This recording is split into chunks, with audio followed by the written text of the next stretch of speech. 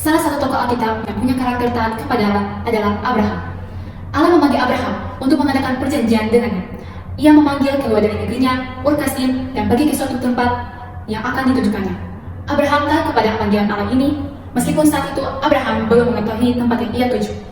Karakter Abraham yang taat kepada Allah juga tampak ia dicobainya untuk mempersembahkan anaknya Ishak. Padahal Tuhan telah menjanjikan bahwa lewat Ishaklah Abraham akan memiliki keturunan sebanyak bintang di langit dan sebanyak pasir di tepi laut. Namun demikian, Abraham lebih memilih untuk taat kepada Tuhan karena ia percaya pada janji. Karena itulah ia disebut bapa orang beriman. Abraham berumur 75 tahun. Berfirmanlah Allah kepada Abraham, pergilah dari negerimu dan dari sanak saudaramu dan dari rumah bapakmu ini ke negeri yang akan kutunjukkan kepadamu. Aku akan membuat engkau menjadi bangsa yang besar dan memberkati engkau serta membuat namamu masyhur, dan engkau akan menjadi berkat. Aku akan memberkati orang-orang yang memberkati engkau dan mengutuk orang-orang yang membutuhkan engkau, dan olehmu semua kaum di muka bumi akan mendapat berkat. Lalu pergilah Abraham seperti yang difirmankan Tuhan kepadanya.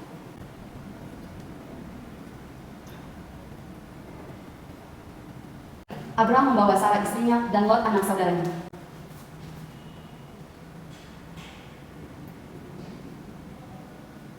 Dan Lot pun ikut bersama-sama dengan dia, dan segala harta benda yang didapatkan mereka dan orang-orang yang diperoleh mereka diharamkan. Ia berangkat dari Haran, mereka berangkat ke tanah Kanaan.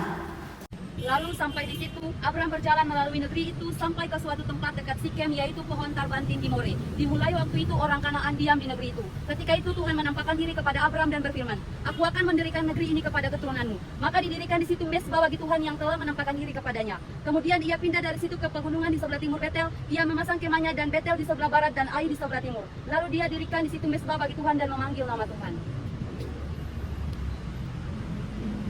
Ketika Abraham berumur 99 tahun, maka Tuhan menampakkan diri kepada Abraham dan berfirman kepadanya, "Allah yang Maha Kuasa, aku akan mengadakan perjanjian antara aku dan engkau. Namamu bukan lagi Abraham, melainkan Abraham, karena engkau telah kutetapkan menjadi bapa sejumlah bangsa besar. Begitu juga Sarai, janganlah engkau menyebut dia lagi Sarai, tetapi Sarah. Aku akan memberkatinya dan juga memberikan kepadamu seorang anak laki-laki." Lalu tertunduklah Abraham dan tertawa serta berkata dalam hatinya, "Mungkinkah bagi seorang yang berumur 100 tahun, dan mungkinkah Sarah yang telah berumur 90 tahun itu melahirkan seorang anak?" Sedang ia duduk di pintu kemahnya waktu hari panas terik, ia melihat 3 orang berdiri di depannya. Ia berlari dari pintu kemahnya menyongsong mereka, lalu sujudlah ia. "Tuanku, duduklah beristirahat di bawah pohon ini supaya Tuhan segar kembali." Bolehlah tuan-tuan meneruskan perjalanannya," jawab mereka, "perbuatlah seperti yang kau katakan itu." Lalu Abraham segera pergi ke kemah, mendapatkan Sarah serta berkata, "Sekarang buat hati bundar." Kemudian diambilnya dadi dan susu serta anak lembu yang telah diolah itu, lalu dihidangkannya di depan orang-orang itu, dan ia berdiri di dekat mereka di bawah pohon itu sedang mereka makan. Lalu kata mereka kepadanya, "Di manakah Sarah istrimu? Sesungguhnya aku akan kembali tahun depan mendapatkan engkau. Pada waktu itulah Sarah istrimu akan mempunyai seorang anak laki-laki." Dan Sarah mendengarkan pada pintu kemah yang di belakangnya. Jadi tertawalah Sarah di dalam hatinya, "Setelah aku lahir, sedangkan tuanku aku sudah tua." Mengapakah Sarah tertawa dan berkata? Lalu Sarah menyangkal, "Aku tidak tertawa," sebab ia takut. Tapi Tuhan berfirman, "Tidak memang engkau tertawa. Adakah sesuatu yang mustahil untuk Tuhan? Tuhan depan aku akan mendapatkan engkau kembali." Dan waktu itulah Sarah mempunyai seorang anak laki-laki. Adapun Abraham berumur 100 tahun, dan Tuhan melakukan kepada Sarah seperti yang dijanjikannya. Maka mengandunglah Sarah dan melahirkan seorang anak laki-laki. Abraham menamai anak itu Ishak yang dilahirkan Sarah baginya. Setelah Ishak lahir, Tuhan mencobainya untuk mempersembahkan anaknya Ishak. Abraham percaya dan taat pada perintah Allah untuk mempersembahkan Ishak dan dibunuh, walau akhirnya Tuhan membatalkannya.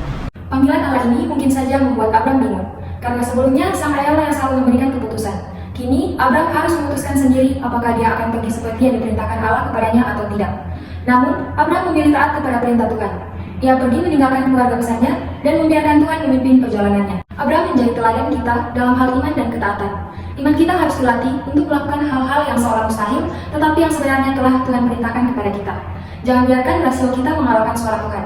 Ambillah langkah yang diperlukan jika kita telah mendengar perintah Tuhan. Bila itu merupakan pimpinan Tuhan yang sejati, semua akan berakhir dengan baik. Salah satu pelajaran yang mutlak yang kita peroleh dari kehidupan Abraham adalah bahwa ia harus hidup beriman. Abraham mempunyai Ishak karena ia tahu bahwa Allah selalu setia pada janjinya. Kehidupan Abraham juga menunjukkan bahwa ketaatan yang sederhana itu ada berkatnya. Ketika ia diminta untuk meninggalkan keluarganya, Abraham pergi. Ketika diminta mengorbankan anaknya Ishak, keesokan harinya pagi-pagi bangun Abraham dan melakukannya. Dari apa yang kita pahami dari naratif Alkitab, ketaatan Abraham tidak diwarnai keraguan. Abraham seperti halnya dengan kita, bergumul dengan keputusan-keputusan ini, namun ketika sudah waktunya bertindak, ia bertindak.